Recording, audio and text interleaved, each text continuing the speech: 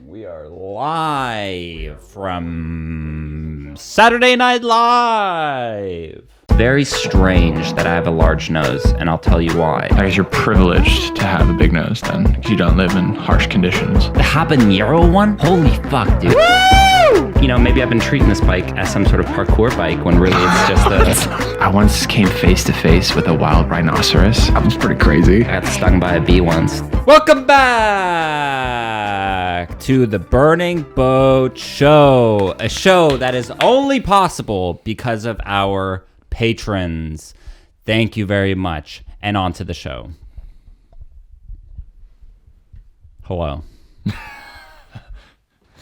Hello. A show that is... Oh, this is fucking me up. The show that has become difficult to make. It's like we got worse over time at doing What this happened? podcast.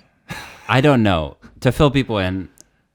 We've recorded, I feel like, a couple podcasts now, but it's really only just one, right? That hasn't aired. Well, okay. We recorded one with Casper Christiansen that I will take... I still don't know what happened, but I will take full... responsibility for that one. Something fucked up. We lost like something with a SD card. 30 minutes of footage. Yeah. So we just had to put SD card issue that we've never before seen. Hasn't happened since. No. We have no idea why. No idea what happened. Strange. Then last week we're like, okay, this time let's not fuck it up again. I mean, we had a whole segment where we talked about what we just talked about. Yeah. Went into detail about what we thought happened with the SD card. And then we fuck it up last week again. So, here in Denmark, or I don't even know, I say here in Denmark as if I know. Here in this house, each plug has an on and off switch. So if the plug is one way, you can plug something into the wall and actually it's still off because you still have to turn that plug on. Yeah. And it's a little confusing what's on and off because it's just up or down. Yeah, because half the time they're in different positions anyways. Yeah, it's not very consistent. And you plug it in and you're so conditioned to think, oh, I plugged it in. And Yeah, I've done if it you're so many used to that, times exactly. now because we run the camera through a battery that is attached directly to the wall so that we don't have to worry run about... out of battery. Exactly. But when that's not plugged in correctly, Then it just suddenly slowly dies. Yeah. Which happened last week. Which happened last week. And double Happened twice. boner was that it happened twice. And it's like a very low % chance that the camera turns off and we lose the footage because we know that the trick is we just take out the SD card. And usually, 90% of the time, you can get the footage off of the SD card, no problem. Yeah. Even if it's only 10, 15 minutes, if it's not the full 30. Yeah. It fucks up on that too. The file corrupts, which happens like... Right. Never. Never happens. It's happened before. But I I think we haven't thought seen it. we fixed that issue. Yeah. By not plugging it back in. Ugh. So I might get up and check a couple of times just to see if this thing is It's rolling. just frustrating. So it was funny after we realized that the switch had been on the off part the whole time. Yeah. Oh, great. Okay, let's switch it back on. Yeah. We didn't think we'd actually lost that much footage. Yeah. We start again, and then after another 30 minutes, I get up to check, and it's stopped recording again, and I realized, oh, the fucking wire The a little connection further between down had not been plugged in. It was just like thing after thing. Yeah. I can see it from here. It's green right now. But can you see? We also the used to screen? route that wire through the door every time to plug it into the living room, which was super annoying. And we'd have to slam the door Yeah. shut to be able to close the door. There's a fucking outlet Right next 2 to the centimeters next to the camera that nobody's ever seen, Do you apparently. think it's because when that door is open, it covers I think so. and we've just that door is just permanently open? Yeah. It's Do gotta you know be. what? I never see this looking at it now. That door is Yeah, always open. it You guys should is. just take that door off. Because there's also a hole up there. Yeah, Not so even what's the door. point? I don't know. I guess it kind of separates. We it didn't nicely. realize there wasn't glass there Yeah. until like They a put couple the of bags weeks up there or after we whatever? moved Oh. in. And we're like, Yeah. hang on. You stick your hand through and it's just like, What's the point? yeah. Anyway, so we fucked it up a couple times. Hopefully we don't fuck it up. Which is weird. We haven't had... we've recorded... This is our 56th episode. And we haven't messed up very much at Very all. much. Like occasionally I there'll be remember a like couple one of the minutes early missing. episodes, we put like us swimming or something because something had... Yeah. Hasn't happened a lot. But anyways, it's solved, hopefully. I think it's also the thing. Maybe it's a good thing. Maybe it just makes you, now Now we we're were so super meticulous anal about it, on yeah. the camera's recording right now as well. Yeah. Okay. I mean, let's just check. Yeah. Yes. Okay. First thing on the docket. Where's our guest that you promised? Well, everything got messed up. I'm kidding. Nobody even heard I was also it. thinking that because last week you said the same thing. Yeah. I didn't say that. Afterwards, well, you said, "Where's your guest? It's your turn." I said it's your turn. I didn't say where. And I was like, and I took. I was like, "Oh shit, yeah, I'll get it next week." And I was like, "No, we do every other episode." Yeah. So it's your guest, then it's just the two of us, and then it's a guest from me. Yeah. So last week, I wasn't in the wrong. This week, I'm in the wrong. Ah, okay. So Very now I'll good. take it. Okay. I think we needed those mess ups to get back on track with weekly podcasts. We've been a little. I think it's good. Of course, we're going into winter break, so that's a very good. Great time to bring up that. Yeah, that's true. But maybe coming back, that's a good goal. I think it's we should. Yeah, we've been taking Because it a we're little bored of easy. each other. We know everything. There's nothing new. I feel like I've gotten a new podcast spark. Oh, yeah? Because I stopped. I don't really watch podcasts that much. I used to, as in like the last couple of months. I'd say I don't really watch podcasts. But then I started watching Joe Rogan again, and now I'm like obsessed with podcasts. Yeah. They're just so good. Yeah. I mean, we talked about one specific episode last week a lot on the episode, which no one will have heard about. Yeah.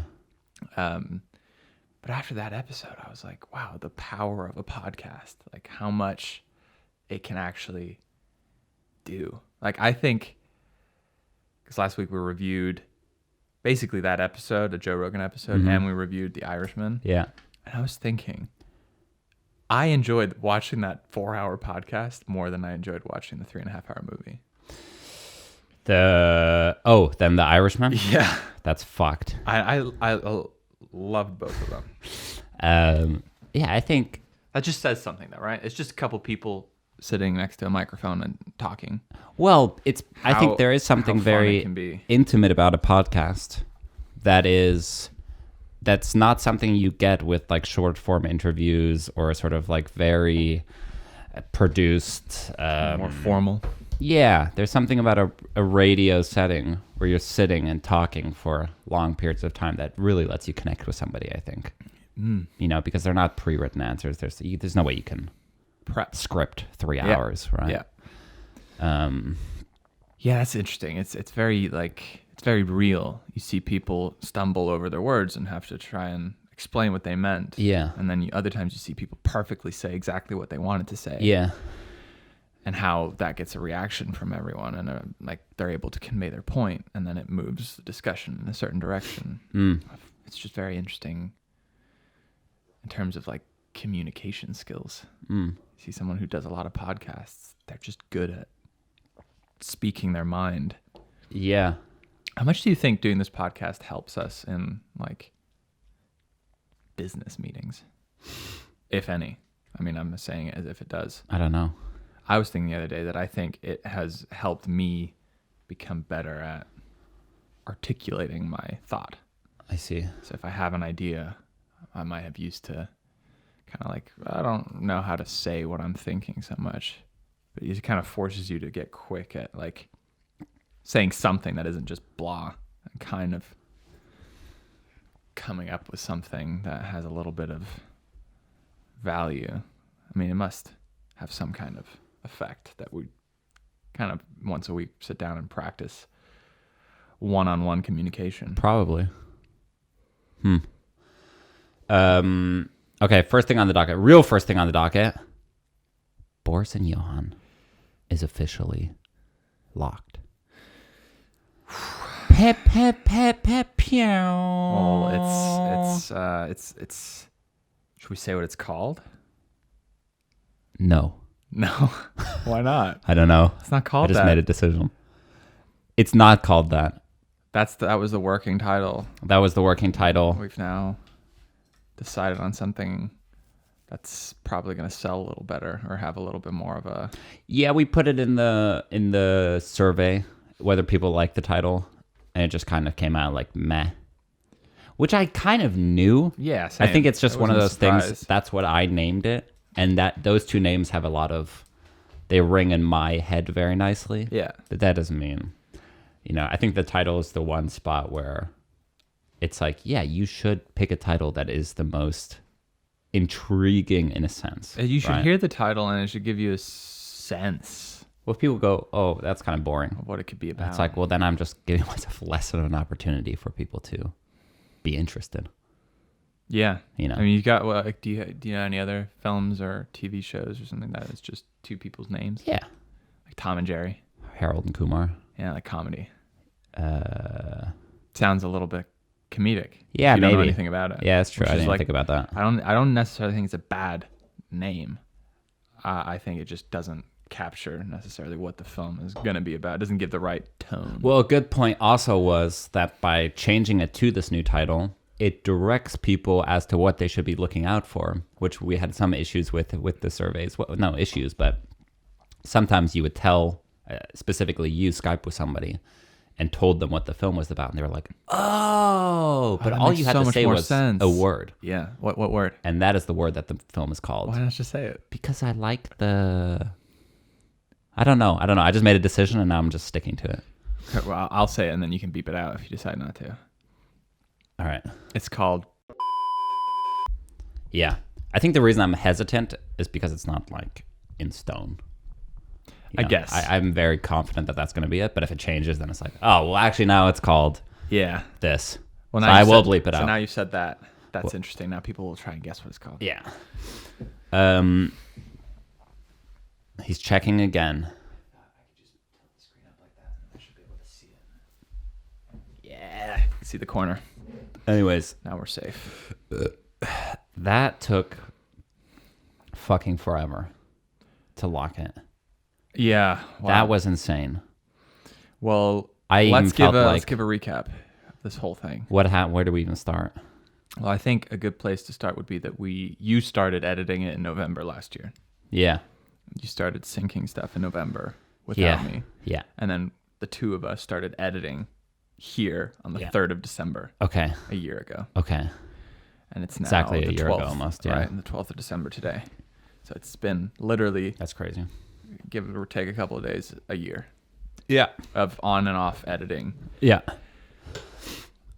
What was weird is we saw kind of how much work we did in the first 3 weeks. Yeah, we had We had like kind of gotten through half the film. in 3 weeks. Yeah. But just piecing the scenes together and putting them back to back. Right. Then it took another 11 months to finalize the damn thing. Yeah. I mean, it's just crazy to me Well, how we, much. we had a film, as in, like you said, the scenes back to back. Yeah. I mean, we had a Bare- two and a half the hour bare film. bones. Yeah. In like February, am I wrong to say that? Probably a little later. But I remember that I went skiing. In March, right? I thought it was the end of February. Oh. I may be wrong there. I But don't know. but we already had Sometime a cut around there. there. That was touching it up. Yeah. That was like we might submit it. Yeah. So we would have had a cut in February. Right. We had the rough cut, we could say. Yeah. So you had the rough cut. Then March to April must have been cutting it down. Yeah. Although, no, that's also when we were doing a lot of jobs and stuff. Yep. We weren't doing much on it there, to be honest. And then May came. It was really after Oscar was born. Yeah. That you started Yeah. really. So that's when we kind of working got on back into Yeah. it. Right. And that was, so there was kind of the original storyline that we had taken, which was just the OG. It's a great Kind of version. recognized some problems with that. And I think then the second attempt kind of started in June, July of trying to change the story in the edit a little bit and see where that led us. And that basically led to the fine cut, which we sent out to people in October, September. Yeah, I think it was October. Yeah. Then we sent out the fine cut to people. We got notes back. I think that was a very tough time because already you've spent so much time on the thing. I think that's when I was like, can I make this? Do I just need to release it at some point as something that I'm not like 100% excited about? Can I get it to the point where I like it? This is a good question. Is it possible? Right? Yeah. Is it fucking possible? Or am I just... Well, so what do you think? Huh? What do you think? What's the answer? Well, it's been answered now for me. Yeah? Yeah. Absolutely. I think the current edit... Well, let me continue with the... Yeah. So then we get the fine cut back, and I think then a lot of kind of issues were shown with this kind of attempt to rewrite the script in the edit. Yeah. Basically write a different ending without having had that in mind when we were filming. Right. And then it kind of went through a bunch of different iterations to kind of return to its former glory in a sense with minor changes that worked out very nicely, I think. Side stories that never needed to be brought up. Simplification of the whole story overall. Sort of simplification of the structure of the thing. And then, yeah, even up to like the last couple weeks, I mean, I was just trying so many different things. Yeah. To the point where I think you were getting annoyed of like, I would be like, what about this? And you're like, huh? Because it's got to be frustrating because I would come in and say, I would argue a point as to why I think this would work. That's right? the part. That's tough. Yeah. And then I would come in the next day and say, well, I did it. But now actually it doesn't work. I watched it and it doesn't work. Yeah. Right? Yeah. Which is a hard thing. It's also uncomfortable for me. But at the same time, I don't know of any other alternative, really. I guess it's a learning curve because you start to, I guess, be able to see. Well, there's one way of like every possible thing you could do, right? You can go in and you can actually try it and see if it works. But I mean, there's like 90% of everything you can do, isn't going to be good. So you don't have to actually go in and try it. Yeah.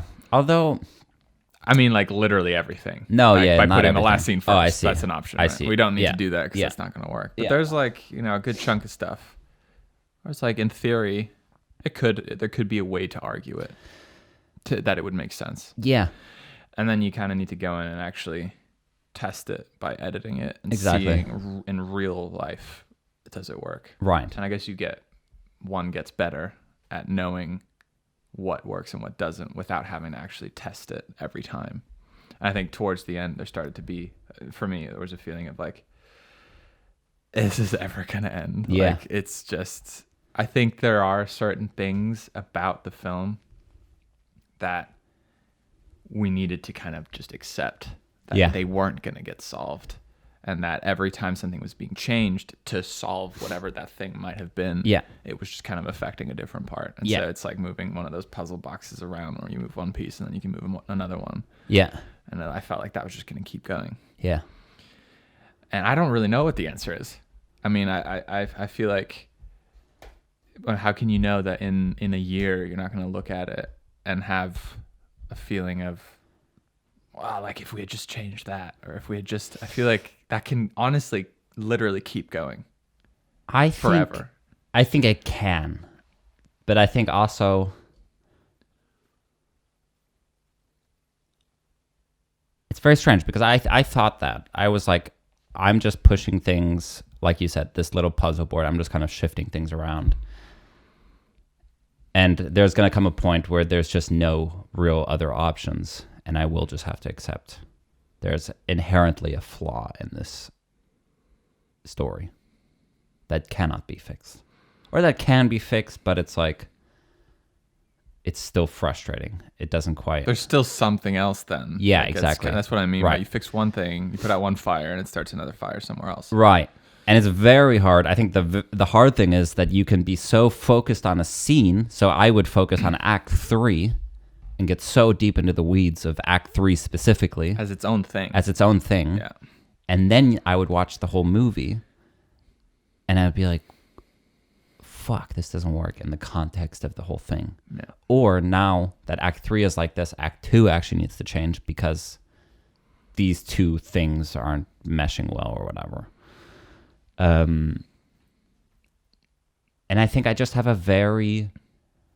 it's hard to explain sometimes, but if something just feels wrong, I've watched that fucking movie so many times now. Mm-hmm. Still, I can watch it and get a feeling of like my hands start sweating. I get a little bit like stomach, like, oh, fuck. Which I just had a couple of weeks ago when we watched it. We're like, okay, we're going to watch it. If it's fine, we'll go. That was on Sunday. That was on Sunday. And then I came in Monday. I was like, not quite. Yeah. Right? There's still something. Changed it. And I think the final thing clicked into place. Now, so it kind of hit my bar of satisfaction. If the question is, Taylor, do you think you could make the movie better if you did it again? I'd be like, of course. Mm-hmm. Stupid question. Yeah. But are you proud of the movie? Do you think it's good? I would, without a doubt, say yes. How do you think you set that bar? I think it's just like you. How did you set that bar? Because it feels like I don't know. What? I think I would agree with what you're saying. That every time I would say it probably got better, a little bit better every single time. Yeah, for sure. So like, what is it that's now good enough about it? I think that's hard. I mean, I don't know. It's a very hard I'm not question. saying there's an answer. No, but I think there's just it's a very delicate balance where it's like if something is off to a certain degree, it can take you out of the story. So I think that's my bar. If it took me out of the story, I said, well, let me see if there's a way to fix this one. I don't want to make a film and then be like, but there's this one thing that really doesn't work. No. Let me find a way. There's got to be a way to make it work. And then I think you just chisel away. And it is a little bit, it does feel like moving things around. Mm-hmm. But like you said, I think every time either we learned something about what doesn't work, or we did step up a tiny bit. Yeah. Just to the point where you kind of get to this film that I've watched maybe 2 or 3 times in the past like 2 weeks now. And this final time, I mean, even yesterday I had to go through the whole film again, and Yeah. And it excites me. Yeah. To watch it. The last couple of weeks were different, I'd say, than the other times, because I actually genuinely thought it worked. Yeah. When you then came back and said, I don't think it works. Mm-hmm. So it was very abstract for me to be talking about, like, if we move this scene, then it'll like solve the issue here. And I'm like, I didn't feel like there was an issue to begin with. Right. So it was like, it does make sense what you're arguing, that by putting these scenes a little bit earlier, then you get this different feeling. And I could see that was a different feeling. Yeah. But I didn't think it was an issue to begin with. Right. So that makes it. On the other hand, though, by doing that, and just by every time you watch it, you will just like kind of clean it up a little bit every time. Yeah. And that part, I think you can actually do forever, right? Yeah. I think I could watch it again and find we'll just change one more sound can effect. Be a little one bit, more. Yeah. But the last time I watched it yesterday, I told myself, I was like, unless it's a 9 out of 10 emergency, that's it. Right. So I do think there's a difference there. So maybe I'm saying that, you can keep watching it forever and keep improving it forever in that sense. I guess maybe there were times before, specifically in the last couple of weeks, where I was like, it is there story-wise. Right. And now it's like, now stuff is just being moved around. Tinkled with. Yeah. Yeah. And but I do really like the last version. Yeah. I mean, I will stand behind. I think that is a huge change. It was also, even though it's only a couple scenes moved around. Yeah, but at the time when we were like having a discussion about it, we were also, or you were talking about it, also changing the ending. Yeah. And I was like, do not touch that ending. Yeah. And I think the things that were changed, I would agree with. Yeah. And we didn't change the ending. No. Right. I think that's the funny thing too. And I understand why that would be frustrating as well, because sometimes we'll argue about something, as to why I should try it. Yeah. And I could argue, I don't know, maybe I'll give all the points I think why this might work. Mm-hmm. Right? Yeah. And it took so long to get there. And then I do it. And I go, that didn't work. Yeah. Right. I could see that being frustrating. Yeah, or I'll say it's not going to work because of this. Yeah. And then that's the thing that doesn't work. And Yeah. it's like, But I know you it have to does test it feel- and you need to see it. It feels more random, I think. I would almost say it's 50-50 between us thinking something and whether that actually is Yeah, the case. no, I will definitely admit know? that there are times when Because we even go quick where it's like, we'll kind of talk for 20 seconds. No, don't put that there. Don't put that there. Well, what if we... yeah, And then at some point, I'll just go, well, let me just try it. yeah, Real quick. yeah, Do it. And we'll be like, yeah, that's fine. yeah, It's a weird thing. It's almost like you got to do it. You got to get out of your head in the edit and just let it go. And I think that is also the very difficult thing, is that some things, to let them out of your head, you've got to watch an hour and a half of something to know if it works. yeah. A small little change. tough. I'm going to put this scene here. I've now got to go back 50 minutes, watch the whole thing to see if, like, kind of when I'm at that, part of the movie emotionally, how does that affect me? Because I can theorize all I want, but the practicality of actually watching and seeing how it affects you is very different a lot of the time. But I think the theories are important because that gives you the intention of why you're doing things. Right, because otherwise there is literally an infinite amount of things you can change. Right. So you have to start from something of like, we want to emphasize the character's blah in this. Right.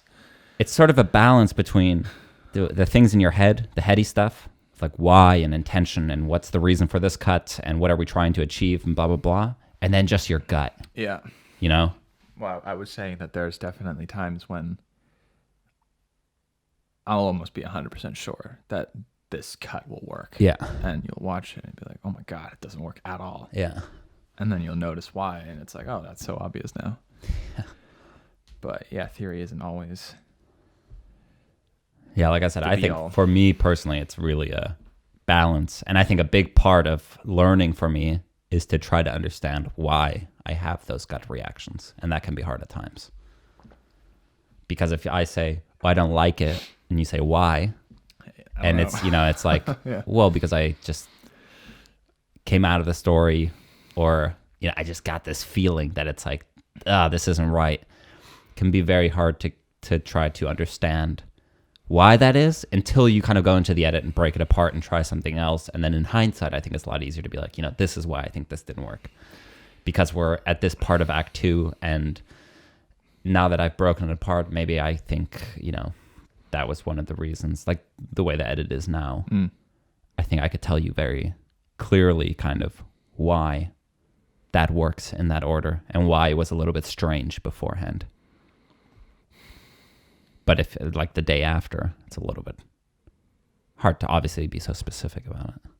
Well, it's also tough because sometimes you'll watch it, like, not you, one will watch it and then have a very strong reaction, and then you'll watch it again later and it'll be a completely different reaction without anything changing, just because of the thing you were focused on. Like, you might be listening to the tonalities of one character's voice. Yeah.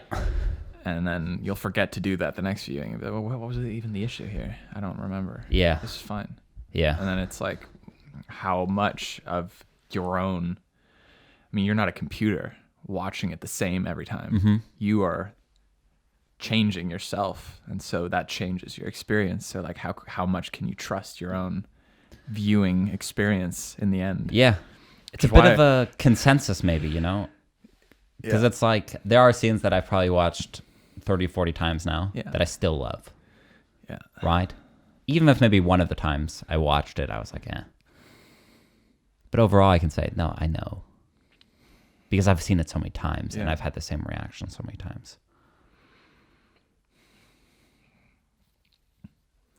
But yeah, that's a fair point. I think watching it as well, you got to be very, like... force yourself to be focused and in the story, which is very hard with something that you've seen so many times. It is. Right? But surprisingly not hard as well, because once it's hard for me to start watching, but once I get into it, it's the easiest thing in the world. Yeah. For me. Yeah.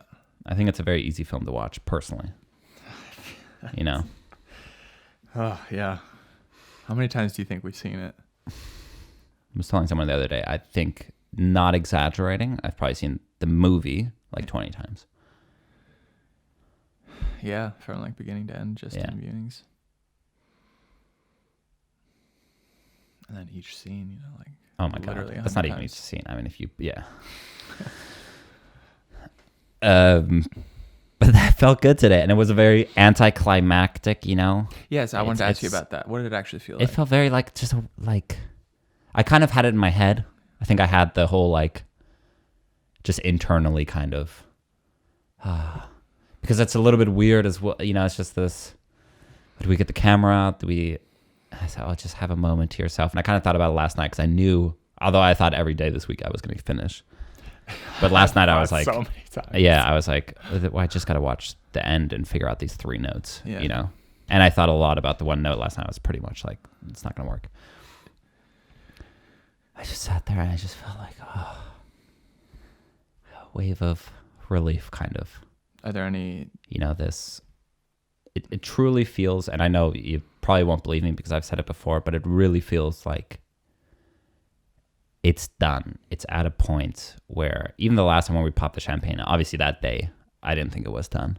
No. Right? You're not lying right now, are you? That you actually don't think it's done? That I don't think it's done? Well, you've already I'm joking. But that's I'll call you later tonight. No, but that's the thing that eats me up. I think that's a weird... I'll watch the whole movie and one scene will be off and I'll go, if I say it's done now, it's going to fucking tear me apart because I'll think in my head, if you had just worked a tiny bit harder, you could have maybe figured out this scene. Yeah. Right? And it's not even that. I start thinking about ways, oh, maybe I could do this. Maybe I could do that. So it's not even like I'm at a dead end and I'm like, I don't know what to do.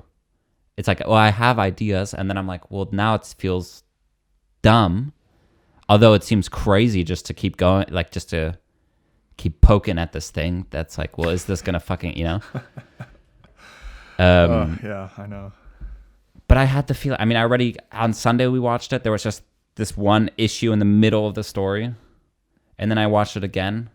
And the ending with the new ending, the very ending. The ending? Yeah. Yeah. It's all just... Yeah, you know? Again, if you ask me, can it be better? Of course. Yeah, that's not the question. That's not the question. I agree. It's just that I think this piece has reached its kind of potential. And that's what I feel proud of. Because that was not easy with that piece because there was a lot of problems with it. And there was a lot to fix and post. You know? I think it's shown us a lot about how, we talked about today, how important the script is, because it's kind of this thing that you jumping off point, right? But I don't think I knew that when I started the project. I thought it's like, oh, you do a script, it's got to be pretty much there, and then somehow magically in production, this thing is going to figure itself out. And with the timeline, and, you know, we did that whole thing, and that was quite quick. Even the writing of it, even though I'd been writing it for a long time, the actual like sitting down and writing the script and finalizing it was quite quick. How long? I think I would say like a total of 3-4 months. Okay, doesn't sound that quick. It doesn't sound quick. But it's also not full time. I understand that. Well, yeah, I'm working for the whole thing. Yeah. And then I think part of that as well is when we're already going into production, still working on the script. So there's this weird... And I think there's also this, like, I came with a story that was so old that it wasn't like I was starting from scratch somewhere. So there's this weird... what's the way to explain it? I remember thinking, like, I thought when we started production, I thought, like, should I take another year and really finish this script? Yeah. Because I knew there was issues with it. What do you think now? No. No. Because it would have just been, I don't even know if that's like that story is worth having spent a whole nother year on. Yeah. You still wouldn't have had Who knows? Then this whole like Copenhagen thing would have been delayed. We went to Copenhagen. Can I get to fucking New York then? Do I get Dan in the end as the older guy, which was like a blessing because the other older guys who auditioned were fucking awful. Yeah. Like, there's so many things I would say. I'm glad I did it then, but doing it again, I think it's so important to have a script that you're happy with, not something that you're like sort it of really needs to be set in stone. Almost. Right. Yeah. Right. Like a good. Yeah. You know. You can still change that when you're in the edit. Totally. That's not. But it should be something you're proud of. I think I honestly thought I remember telling people like, oh, you understand it when it gets filmed. The kind of style of it. And the, yeah. And I think there were issues and I just couldn't really accept that at the time because I also wanted to make the film. Well, I think that we had one conversation where it really clicked for me what the issue was. Right. And that it was actually another story that had been adapted into this version. Yeah. And that changes had been made over a long period of time, that the remnants of the old story were still kind of in there. And at crucial points that they were like almost disguising themselves. Yeah, things didn't quite make only, like, sense. At the end, you were like, wait, why does he actually do that? Right. And it was like, oh, because, and then it was like, oh, wait. But that's the old story. Right. And that makes sense in that version. Right. But in this version, there's a totally different ending. Right. And it's like, why does he? So things like that were still in it. I mean, so many things were in it where it's like,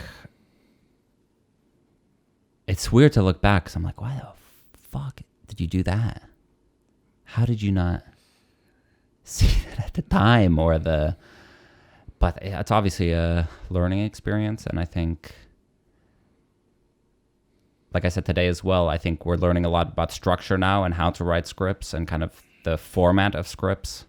Yeah, and I'd love to talk about that. Guiding light that you can follow when you're doing that. And I think I wrote that script in total ignorance and sort of like that, coming out of film school and like, I want to do it my own way. Ignorance is innocence. I want to fucking write the script without any influence from anybody.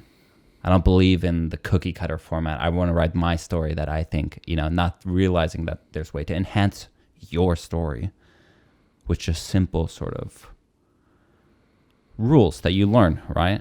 And so I think it's very nice to have Even just concepts. I think when people are told rules, they're immediately like, I don't want to follow rules. Right. Who are you to tell me that I have to do that? Obviously, I can find a counterexample that disproves your rule. But that's the point, right? You should know what the effect of breaking a rule has. Exactly. And then you can use it, and it's great. Yeah. And you can make people feel uncomfortable that way or have something feel jarring. But I think... But again, I wouldn't change it because now I feel like I did it. I can see the drawbacks of that. And it's sort of the thing like with the podcast, like you make a mistake, you're so much less likely to make that same mistake again. They're just as important as successes, right? Right. I would say so, yeah. I think so. Yeah. I think it's cool. And I think the thing I'm really proud of the film is the style. Yeah. And I think that's my style, and I think that comes through whether or not the story is the best story you've ever heard. Right? I would agree.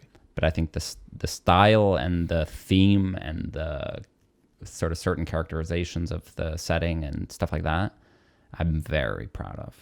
I'm very excited to keep that going. It's very for the next clear films. that the thing we've been struggling with towards the end here has been getting the plot in line. Yeah. It's not been the style. Which is frustrating because I think that's not really the thing you want to be spending most of your time on, I mean, just like in a perfect scenario, if you have a perfect plot and you don't have to worry about that, it's all about the nuance of how that plot is told.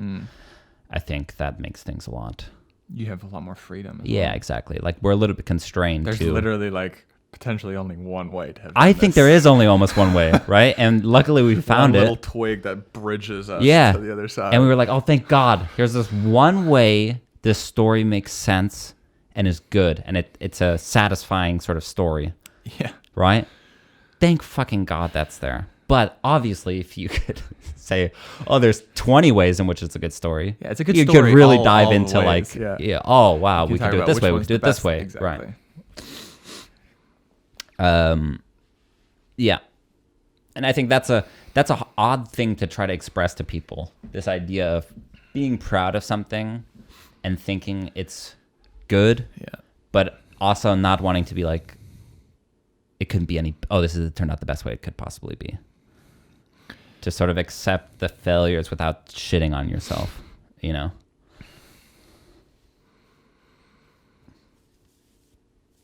I mean, to me, it really makes sense. The viewing of last week. Yeah. I was like, okay, it actually works now. Yeah. Yeah. So, what now? You still have? I mean, you're not done with it. No, we got to do the mix again because so much changed. Thank you, Bennett. Which probably won't be done till after Christmas, realistically. Okay. And then we are doing some stylistic things. It's been interesting though, because I'm working on my script at the same time as you're finalizing this edit. Yeah. And obviously I've been part of the learning experience of seeing how the script, like that's what we're dealing with now is script things. Yeah. I've been really focused on trying to study and research structure, novel structure, screenplay structure, story structure in general, different kinds of character arcs that exist. And it's like, it's interesting. It's really interesting. I feel like there's so many things that you're like, oh yeah, like that. There's a reason why stories, are stories. Yeah. You can't just have a character who doesn't learn anything or doesn't, even it's obvious to say it like that, but then suddenly start to realize that that's also true on like a micro scale within the film. Yeah. And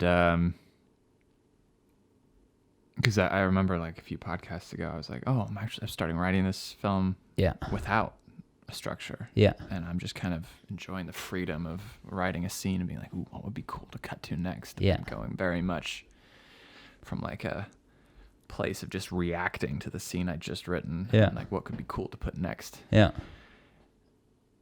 Like that is just going to bring you into some, the chances of ending up with a well-told story in that is just almost like impossible, I'd say. Yeah. I would agree. In I hindsight. think it's probably a blend of both. Having a strong structure, but still giving yourself the freedom to write the scenes. Yeah. But it's like if you don't know where you're going, if you don't know how the film is ending,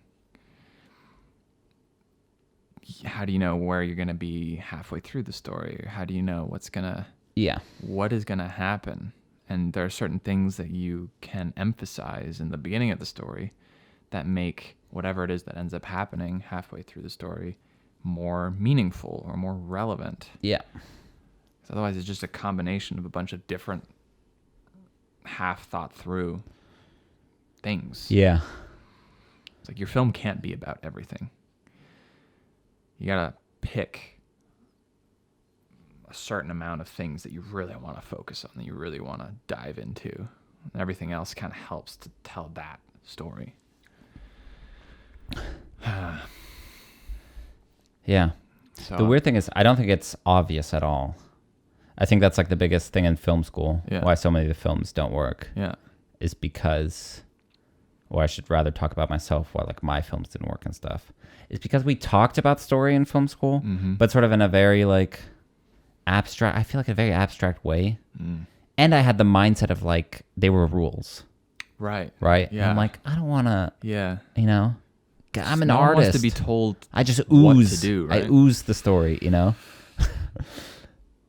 And then you find out. I mean, stories have been told for ever. Yeah, literally forever. Obviously, there are things that you can use to make people interested, to create intrigue, to so many techniques, so many. There's a reason stories are told the way they're told. Yeah. Well, a simple example would be, you can't just start with a scene where you're meant to care about what happens to the character if that's the first thing you see. Right. Because you don't know them. But like, if you're the writer, I mean, I know the character. Yeah. I know what happens later Yeah. in the story. Yeah. I've thought of them. Maybe they're Yeah. kind of me in a way, or Yeah. they're at least elements of that character are taken from personal experiences. So I care about them. Yeah. So you just assume that people will care about that event that happens to Yeah. them. Yeah. Like, say you have a character and in the first scene their mom dies, and it's a sad thing. Uh-huh. I don't think, I mean, it'd be hard to find an example of a film that's good where you actually care about the first thing that happens without any setup, without any background. I mean, you need something so that the people watching the film feel like they know the character or can relate to the character. And then you're going to care about what happens to them. Mm-hmm. I mean, yeah, I can also talk about my films from film school and how you just assume that people will care about what they're dealing with.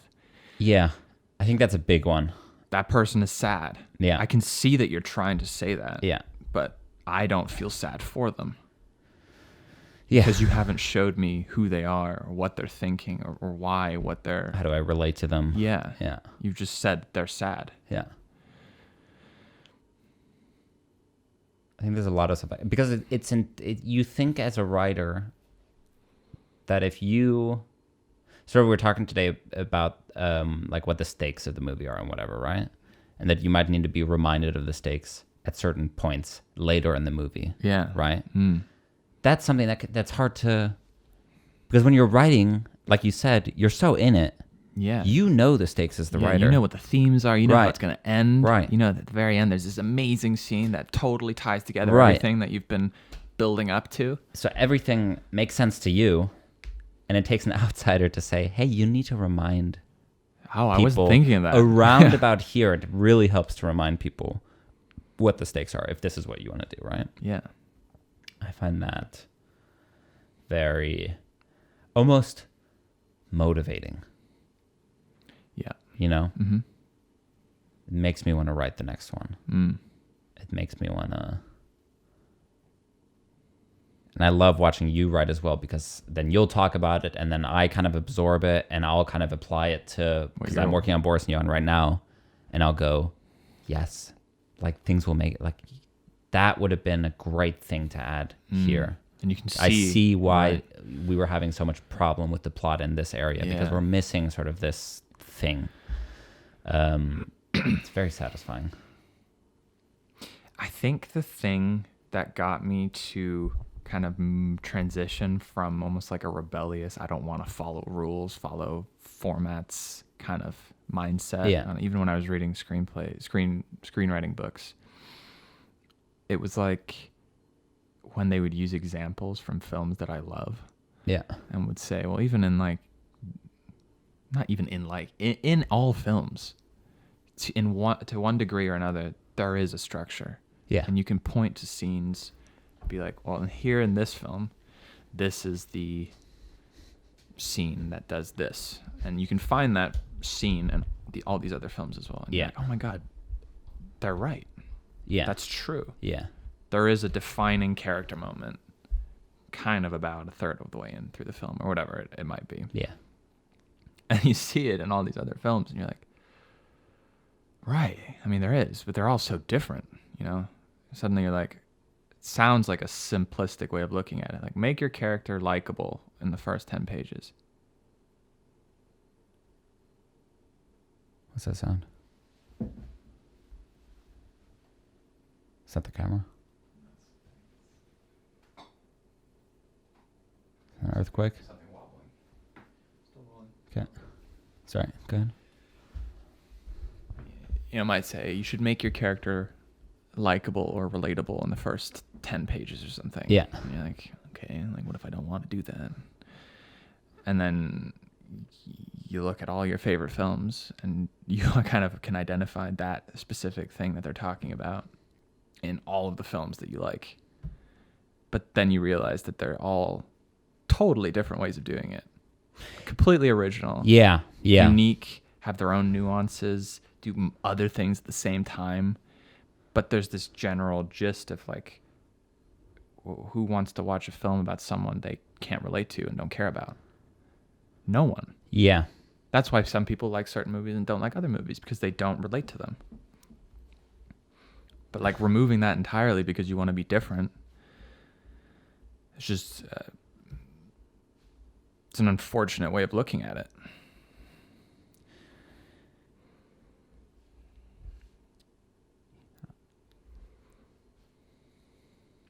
Yeah. I think there's still movies that they definitely follow a format, but they're on the outer edge. And I think those are the ones that intrigue me the most. And I think I used to think there's no rules. They're just going crazy. And I think it's just a very good understanding of the rules and how far you can push them in a certain direction, right? Because I think what can happen, and maybe that's where I was coming from originally in film school and stuff, even though like predictability, not in the sense of like, oh, I know what's going to happen plot wise, but a sort of predictability in like the way big blockbusters are told or something, right?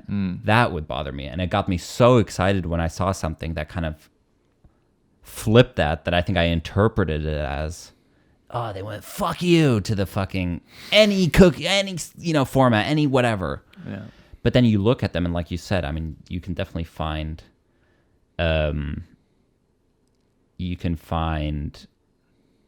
fragments of It's still there. the structure. Yeah. Even when they are put, there's some films still where you're like, what is, and maybe that's like the next. Like for me, Requiem for a Dream was my favorite film when I was just getting into film school. And I looked at it as this like revolutionary film that did everything different. Yeah. And it does so many things different. But if you look at it, it still has, a lot of the same things that The Incredibles by Pixar has in terms of like ups and downs and moments of no return, and the stakes are being raised, and here everything's fucked. Right. Oh, now there's a little bit of hope. Yeah. You need those like human emotions to be running through it. Yeah. I think that's... Like, what's one of your favorite films that lies on the brink? I would say like 2001: Space Odyssey. Right. Because every time I do try you keep to using that one. Yeah, because it's like I know it well. You do use that one. And it's very hard to, again, like I said, there's obviously a structure to that film, and the film itself works. Right. But it's so, I mean, I would really have to dig in. I haven't done that, of like break the film apart. Yeah. Well, we had and kind talked of about it a little look bit. at the pieces. But when you take if you take a script writing book and try to apply that, you just find a lot of holes. Very tough to do. Yeah. Or I remember seeing, even though it was like a shock movie, and I think I only watched it twice, like Irreversible. Right? And it's just like playing with that. Oh, but that has such a clear structure. Yeah. But it's told in reverse. Right. So you're like, right, but it's just like, oh, if wow. you watch it the other way around, it's like the first scenes are to make you care about them, make them feel like they're real people. Yeah. Then something shitty happens. Yeah, Then the guy goes out and tries to get revenge for it. And the stakes are raised. And he finds out that actually this happened. Yeah. It's like, but obviously, like, the fact that it works in reverse is like fascinating. that's, So there's just still, I think there's like that thing. It's like there's still boundaries to be pushed. But I think my next goal for me personally is just to understand the fundamentals. It's still not what I want to write and what I want to make, but I sort of want to have a very strong grasp on why I am choosing to push the boundary here or do this, or that I'm aware of what I'm doing, and that it's not necessarily a surprise in the editing room to be like, oh, that's what that does. Yeah. Right. Like, oh. Just think about it a little bit more and take a little bit more time. Yeah, almost like you want to write the most picture perfect, structure oriented film, and then once you've gotten to that point, which I mean that would be a fucking achievement if you could do that, then go in and now change it to what you want it to be. Kind of like go to the point where you understand why each scene does what it does, and why that would work, and then be able to enhance your story if that's what, because isn't it, at the end of the day, isn't that, well, maybe not for everyone, but I think for me it would be to tell the best story. I think not necessarily the question to is tell what the, is like, best, Right. Yeah, that's true. I could say like, Not like- if I wrote Titanic, it wouldn't be the best story for me. Not You like know? best as in like what's the best film here? Like the best version of that story that you have in your head, where you want to explore this theme using these characters who are Yeah. dealing with this plot. Yeah. What's the best way of telling that story to fulfill the things that I'm interested in exploring? Yeah. And like, you don't really want to compromise on that, right? Like, you wouldn't No. change something just to change it. It should No, be something no, that no, actually no, no. makes that theme have the nuance that you're looking for, or have the twist that gets you to think about it in the right way that you are trying to achieve. Yeah. Yeah. And it's a combination, obviously. It's also a combination between three filmmakers could have the same script and they could all turn out so different from one another. Yeah. Even if you didn't even change the script. That's Right? So I think that's keep just a thinking layer that. on top. I keep thinking that. I think almost, and I don't know, I'm so early in the process still, but with this film, I think what I want to do is really try and get as close as I can to something where I can really apply the like various formulas and see, okay, my film kind of lines up with what you're supposed to do, and then make it special, or make it my own when making it, like when filming it, editing it. But that the script itself is almost like, I guess, bulletproof in that sense. Yeah. And then you can start to like, well, what if I know that the story is going here, but like if you film it from a different perspective, Right. you don't actually get to see what's happening. Right. But in the script it is. Right. But you like don't film it or something. And I you're mean, there's doing so it many. knowing why that's going to work or something like that. Yeah. I think that's maybe where I'm. Because going back to Requiem for a Dream, I think what's so special about it is the way that it's shot and edited. Yeah, for sure. The story is people get addicted to drugs. You show the effect that has on them and their surroundings, and you can kind of guess where it goes. I mean, just that first scene where he steals the TV. Right. You could so shoot that interesting. in like a TV show style. And it would just be like, okay. That's the part that's Yeah. interesting, right? It's like, that's why But I think it's both. I really think it's both. maybe, but Yeah. I think it's revealing to me that actually a lot of the articles I'm reading Yeah. and the last book I listened to, they're about novels, which is not a film thing. Yeah, I don't mean script. I just mean stories. Story, right? Yeah, That's just kind of what story I'm in saying. general. Like the story needs to be boom. Yeah, good With story. these things. And, Yeah. And this is the. Yeah. film. But like, I mean, just arguing off of that, two books Yeah. you could have that aren't filmed at all. They're just books. Yeah. So there's obviously differences between. What is a bulletproof story? What is a? Yeah. There's always going to be style and always going to be. But what I mean is, like, that the story is going to be this and this and this, but then the dialogue is what makes it interesting. And how you get from one scene to the next is what's interesting. Yeah, that's it adds The definitely. visual elements that you add to the scene. Yeah. The way it's filmed, like whose perspective are you seeing it from? Yeah. Things that you don't have in the script that are the things to really be manipulated and played around with. Yeah. Maybe not so much story. At least that's where I'm leaning at the moment. And even how much I mean, like, if you read 2001 Space Odyssey, the book, and you watch the movie, they're like two different experiences. Right. But they were written at the same time. Right.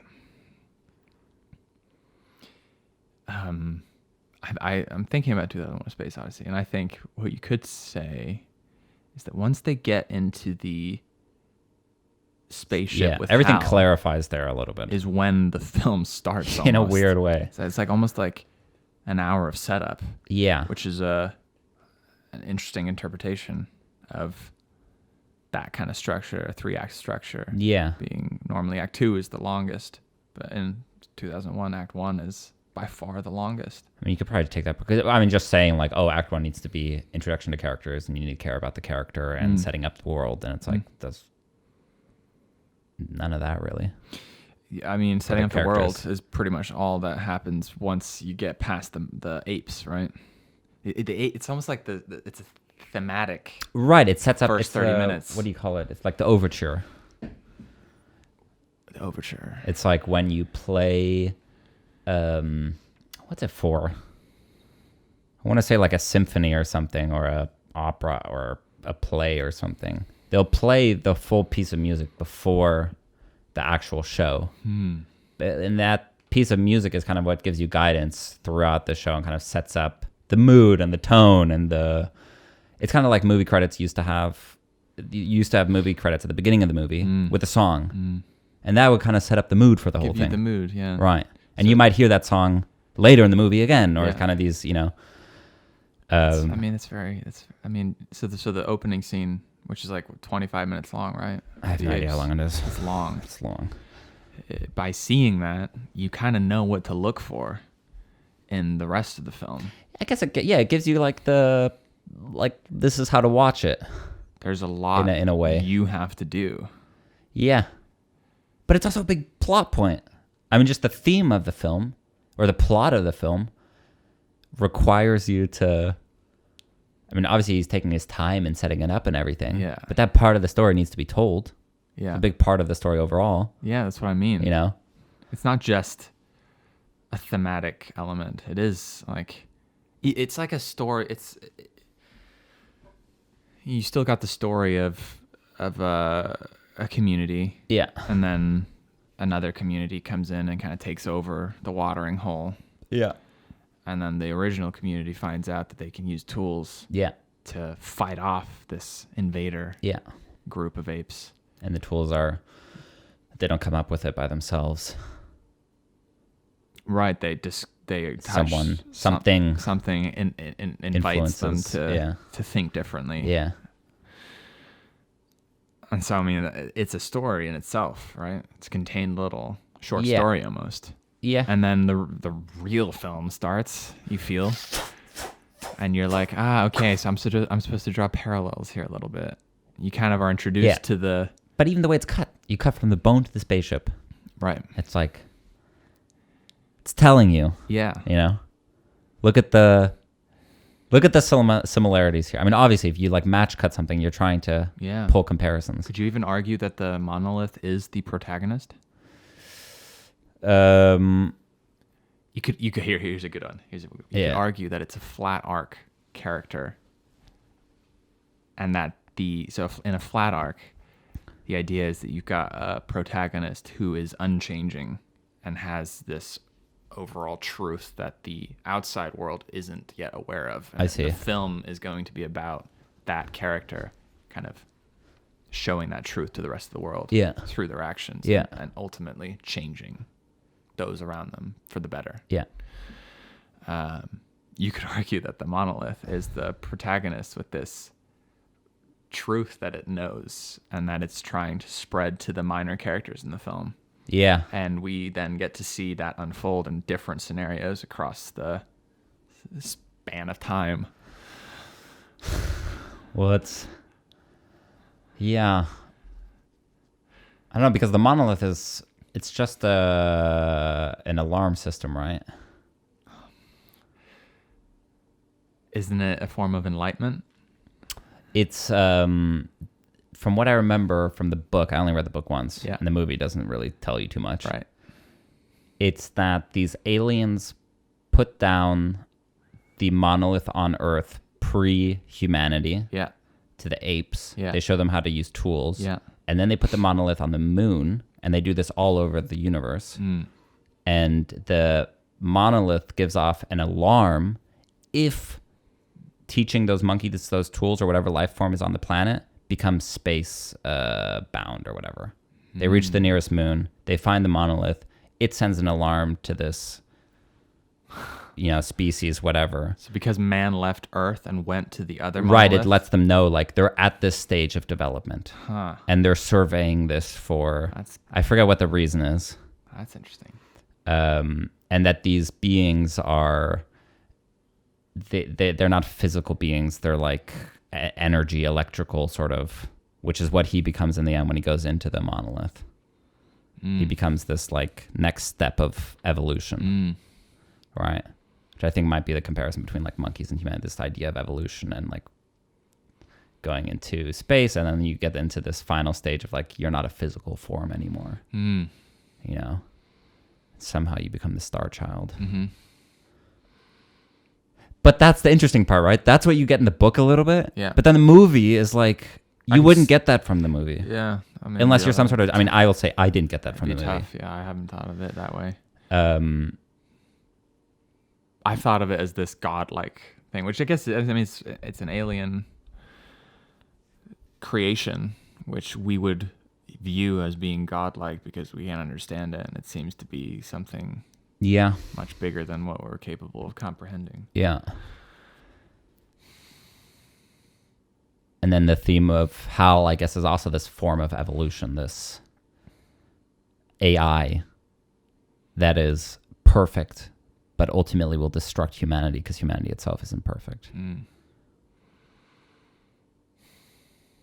This idea that's a good idea, huh? You're creating something to help yourself, to help complete a mission, but the real thing stopping the mission from being completed is yourself. The limitations of the human mind, of needing oxygen, of, you know.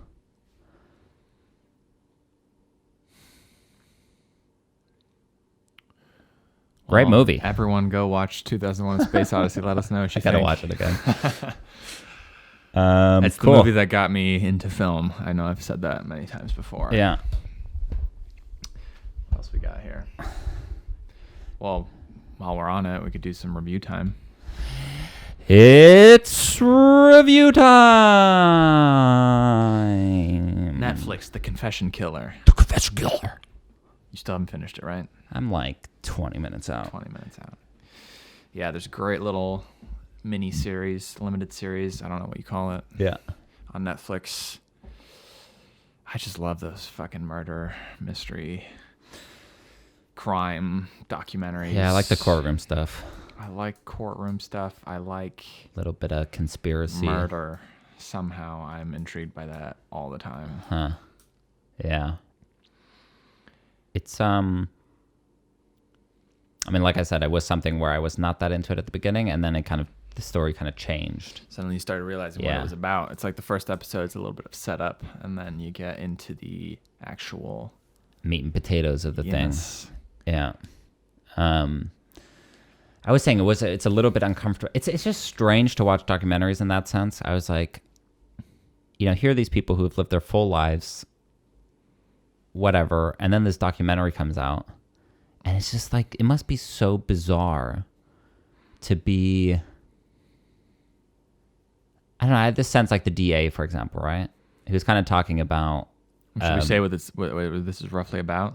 To give some context? Nah. I mean, I can give like a 2-sentence synopsis. There's this serial killer who went on an 8-year killing spree, claiming to have killed over 300 people across multiple different states randomly. Yeah. And he's already caught by the time we're introduced to him. And basically he starts helping the police by, confessing to all the murders he's allegedly committed. Yeah. And by closing all these cases.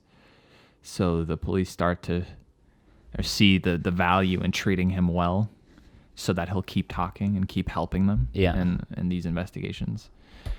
But slowly it starts to become a little bit suspicious about how much of what he's saying is actually true. Yeah.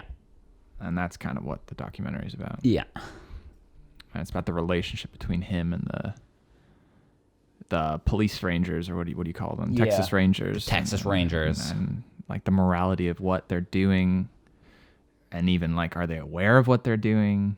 Is this alleged killer aware of what he's doing? Yeah. Is he super smart, or is he actually super unintelligent? Yeah. It's a mystery. It's good stuff in there. Are we still on time? Yeah. We're only an hour in. Ooh. I wanted to talk about the DA. Yeah. So the district attorney who, this is kind of aside from the story, but just watching him talk about his past and how he wanted to rise up in politics and all these goals and all this blah, blah, blah. And seeing him look back on it from hindsight, right? It all seems so unimportant in a certain way to him Yeah. and then to me as well. And I was like, you probably cared about that so much That was your whole in life. that moment. Yeah. And it took years or whatever. Yeah. And then you look back and you're like, well, that was pointless a little bit. Right. Or, what was the purpose of that? And that thought scares me sometimes. That's why you got to enjoy it so much in the moment. Otherwise, it's not worth it. Yeah, I think like, when I'm older, looking back and having stressed over something Yeah. that is obviously purposeless. And I feel like there's things I stress over that I know are purposeless, but I can't, even that doesn't seem to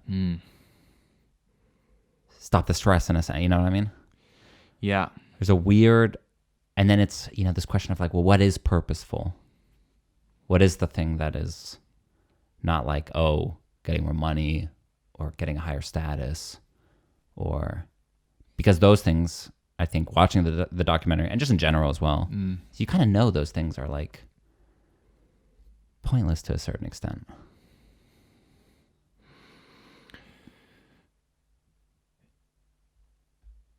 So are you asking me what I think the It's purpose just a of thought. life is? It's just a thought. I was also watching some boxers and stuff, Mike Tyson and Tyson Fury, and they talk about it a lot, like mental health issues in their kind of 20s and stuff, and all these things that then when you turn, Mike Tyson I think is like 50 something now. Yeah. And he can now see how kind of like idiotic and pointless and, Right. why worry about those things? That makes no sense now. And I think even as a younger person, you can see that, but it's still so hard. You can know it, but you can't maybe feel it. Yeah, in a way, right? Yeah. Yeah, I don't know. Just watching the documentary kind of gave me this. We've got to gain a lot of fulfillment from something in order for it to have purpose, I guess. Because I guess the purpose is to enjoy stuff. Yeah, but you Be can't happy, be happy. The purpose is to be happy, Purpose right? is to be more happy. But it's almost got to be more of the past time. happiness, no? Because you can't be happy all the time. No, you can't be happy all the time. So there needs to be something like your goal can't be, I want to be happy.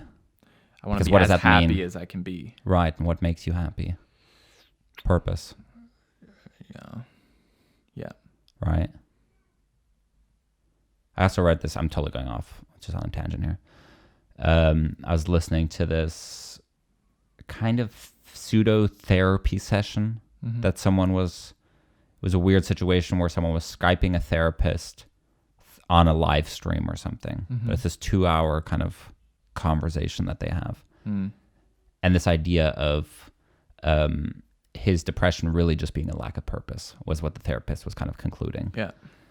And this idea of life being pointless and purposefulness, that feeling can be fine if you're in a good state of mind.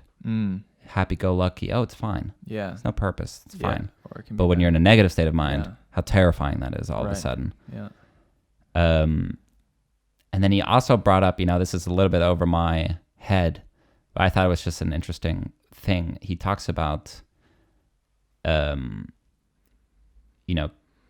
our consciousness is what is the only thing that gives anything any purpose. Because it goes a little bit off again, but this idea of quantum mechanics, right? We've proven that the world changes when we observe it. Us observing something has a noticeable, a measurable impact on the world. And the idea of quantum mechanics is that everything is just really a probability. Any action, any physical thing in the world exists in these probabilities. And very likely probabilities are things that are very likely to happen over and over and over again. But there's these small kind of probabilities that, like, it's probably a stupid example, but I hit this cup on the table and it goes through the table. It's such a small probability that it's negligible, essentially, right? Right. But nothing exists and defined like this will always happen in this situation. Which means even like, I mean, if you believe in quantum mechanics, I don't know what even the word like believe in or whatever that means. But the theory suggests that everything is based on this probability wave of things happening. And that having this, that purpose comes from knowing that the world doesn't exist unless you're observing it. Mm-hmm. This is where it gets a little bit, I don't know what I'm saying now. Yeah, it's just an interesting thought. Yeah, it's just an interesting thought, right? Well, just going back to you are the thing that gives it purpose. the can, right? Yeah. But that sounds crazy to say that, it might go through the table. But Yeah. The science behind it is that the atoms, right, are moving around at a certain rate, and that there is a chance that they would all be in a position to not collide with the atoms from the can. As you're doing it, not exactly. The chance that would ever happen is literally impossible. So it's impossible. It's impossible. But it's not in theory. Well, it's right? just like when we look at things, such tiny particles at low temperatures, like absolute zero, they behave very erratically. Mm-hmm. Right? So there's a chance that there might be a way for it to... Right. Yeah. Yeah, I mean, it would never have... That's sort of the idea, right? Yeah. Don't go trying to see if you can do it.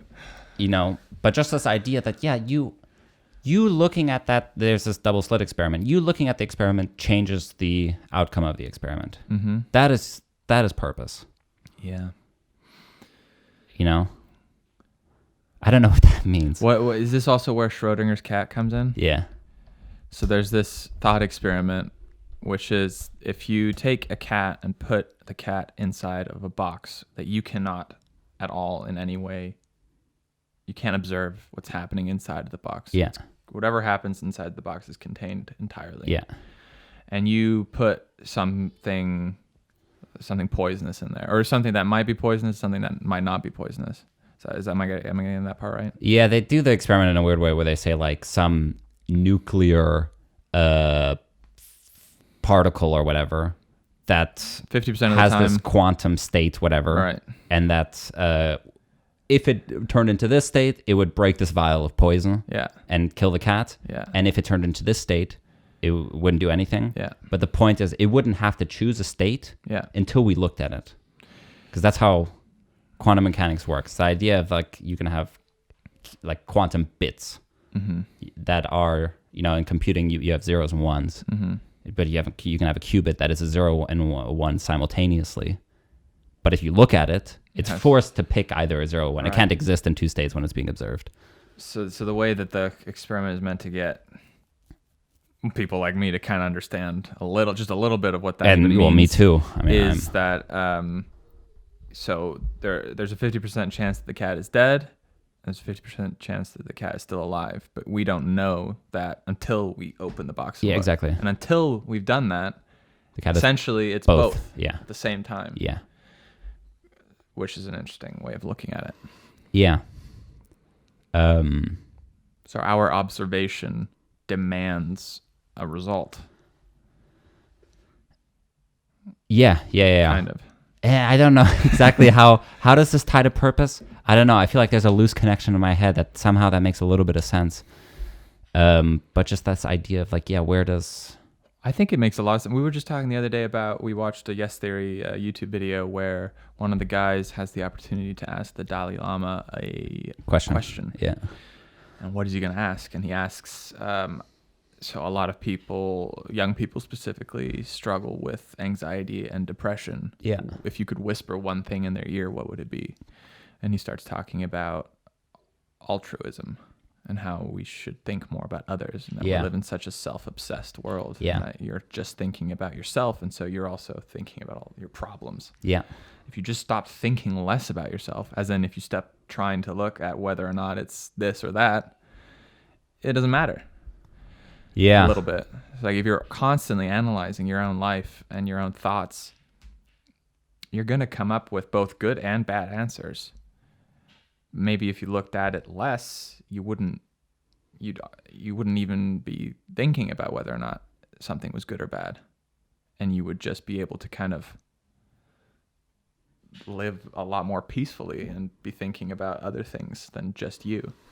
Yeah. It's a hard thing. I'm trying to tie it to the Schrodinger's cat. Oh, I That's see. why I'm saying it that way.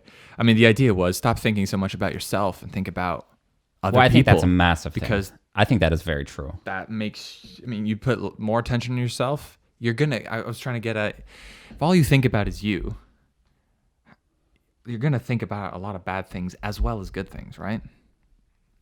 Yeah. So if you didn't think about yourself, you wouldn't get those bad things. Yeah. Because Kind of. I think we're kind of drawn to finding negative things that are going on. I mean, I feel like we're better at highlighting negatives than, Yeah, exactly. than highlighting positives. Yeah, So yeah. by eliminating just general focus on yourself, you'd by default be eliminating more negative than positive, because the positive things would still be kind of able to shine through, and the extra attention we give ourselves is used to overall find negative things. Yeah. So if we just eliminated that Yeah. a little bit, might lose some of the negative stuff purely just by not thinking about yourself all the time. Yeah. And that you're not the center of, because if you put yourself, and I think I do this a lot, if you think you're the center of everything, there's a certain, you're seeking, what are you seeking? You're seeking like for yourself to be perfect in a sense or whatever, to reach this,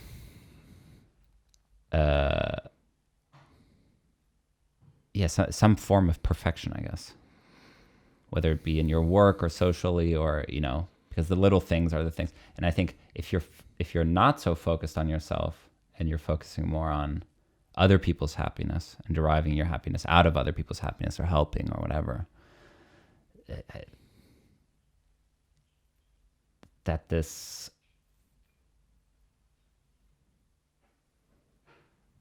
what am I trying to say? The more I talk about it, the more I realize I know nothing about this. Well, I think that What is happiness derived through caring for other people, either strangers or relationships, is something that makes you more happy. For sure.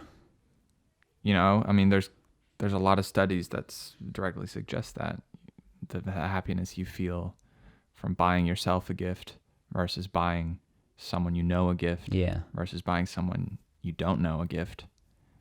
The last one is the thing that derives the most happiness.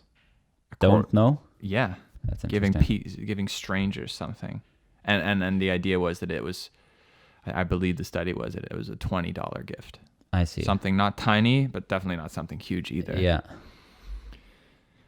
So like, I don't know, I could imagine like, okay, $20 you could get like a nice meal somewhere. So imagine yourself spending that $20 on yourself. Yeah. Versus giving it to, like, I give that to you. Yeah. I feel like I'd get more happiness out of the thought of you enjoying that. But then giving that to a homeless man on the street who probably won't get that anytime soon, would give even more happiness. On average, at least that's what the study was showing.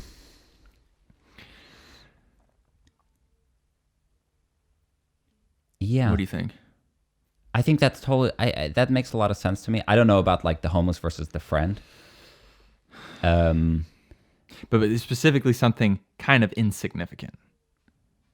Right. Like, it's not like a life-changing experience. No. Here's money to go to college. I think you want to give that to a friend. Probably the best thing about money. Yeah. What about let's talk about film. So you make a film. Uh-huh. Here's an interesting question. Do you derive more pleasure from your experience of watching it versus a friend of yours watching it and enjoying it versus someone you've never met, doesn't know you, enjoying it? Not just enjoying it, loving it. All three. You watch it, you love it. Your friend watches it, they love it. Someone you've never met or heard of loves it. What thought gets you more excited or makes you feel more like, ooh?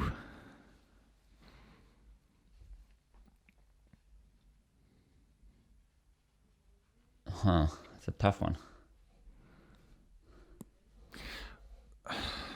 For me, when I'm writing, at least I'm not thinking about people I know watching it. I feel like I'm thinking about an anonymous collection of people in a theater, in a movie theater, watching the film. And I imagine specifically like these weird like faces of people I don't know leaving like really happy having seen it, or really moved or really inspired or something. Yeah, I feel like it would be so individual. If someone came up to you, regardless if it was a friend or someone else, and they said, "Hey, this really helped me. This got me out of a funk. This, who knows?" I think that would be better than someone going, "Oh, I love the film," right? I think a stranger, there's a sense that like, for sure they don't care about you, so their opinion is honest. Yeah. But then I think a friend, especially somebody I respect, if they say they like it, and I think it's genuine, that would mean more to me than a stranger. Especially like a mentor or somebody, if they went, wow. Like I noticed, even with the cut we sent out, the fine cuts, people said they were like proud. And I feel like a stranger would obviously not say that. No. Right? Yeah, no. It's a very different feeling. Yeah. Even though I don't think that was a good cut that we sent out. Definitely not as good as this one. There's still something very like, well, oh. Right. Yeah, I would agree. Wow, that's satisfying. I would agree. But I think it's revealing, at least, that we'd even derive any happiness from someone we don't know, feeling happiness about something that we did. That's true. But I was also thinking the other day, I feel nobody has seen it. I mean, people have seen the fine cut and stuff. The thing like isn't out. A handful of people. Right? Yeah. I feel like there was this deep need for me to do it, and I did it, and there's a ton of satisfaction that came with that. You know what I mean? It's like almost if nobody even saw the film. Obviously, that's a cherry on top. But there is... Well, yeah, the learning process almost is just massive. as like I did it. It doesn't even matter if people hate it or, Yeah. that's all like great. If they love it, great. If they hate it, I deal with it. But there is this like, you could, in a sense, you could delete it now. No. No, I'm just saying. And I would still be like, well, actually deleting would be sad because I wouldn't have the product anymore. No, but more than that. I mean, yeah, I'm not saying no, don't do it. I'm saying no, I feel like a massive part of the satisfaction would be removed. Because I think you could split it into two pools of one being just the amount of stuff we've learned by working on it is invaluable. But I feel like the other half of it is testing it and seeing like what are we able to do with it. Not like what kind of success we're able to get, but having like, to me, the ultimate thing would be to be able to watch it in a movie theater with other people and feel what it actually is doing, even if it's bad. To see that all the work we put into is being transferred from screen to the people who we along the way are constantly working for.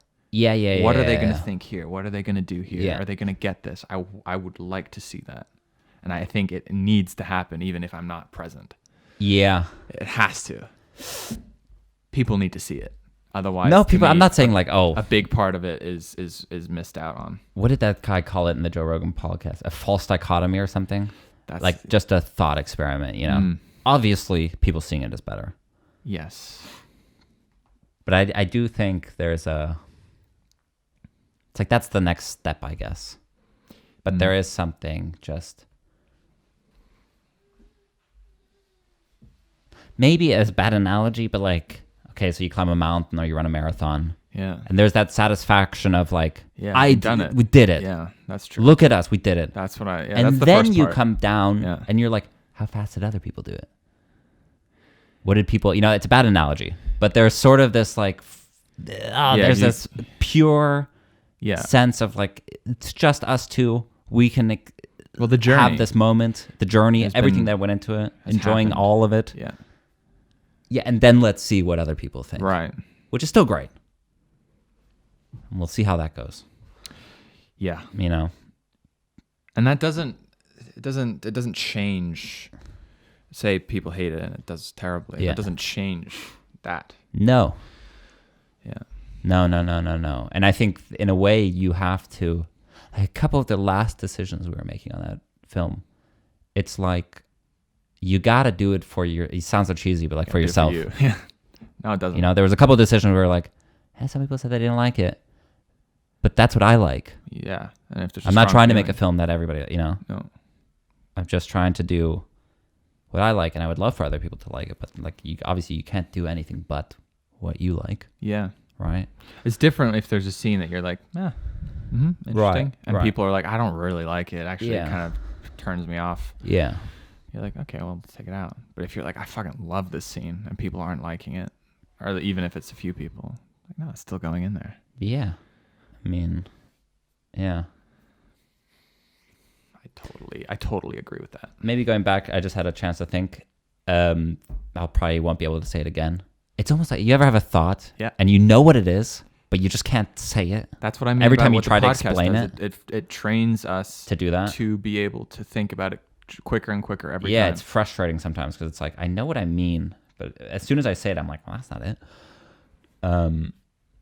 The thing about thinking about other people, right? If you think about yourself, you are inherently imperfect as a human. Yeah. So there is going to be something negative To find. to find. To Always. think of. Yeah. It will never not be there. Mm-hmm.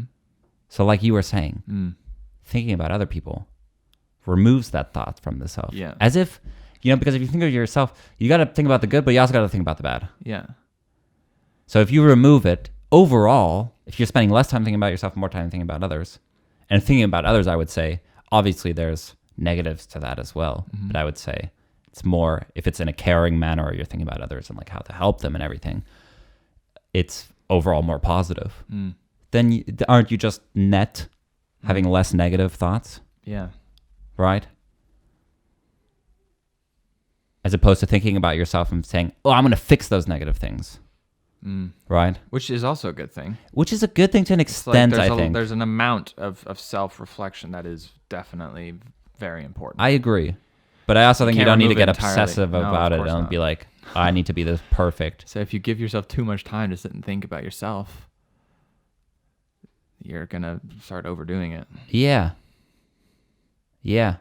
Or at least be very aware of like, what are the things you're trying to, what are the negative things you're thinking about yourself? So obviously, Even nuanced if each. you only think, if you're somehow capable of really not thinking about the negative things about you, Yeah. then you become like Some kind an of psychopath. egomaniac, Yeah. which is also not a great thing. Yeah. Yeah. Whoop out their legs. How do you feel about ending there?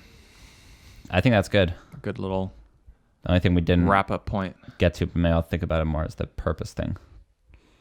I think that requires maybe a little bit more thought. Yeah. I think maybe I'll talk about it next week. Let's say that. Okay. I think what I'm trying to get at is something to do with the world. If you don't exist, in a sense, the world is purposeless. It doesn't exist. Yeah. If I don't exist, the world doesn't exist to me. That's pretty self-evident. Right, but even the question of like, does it exist at all?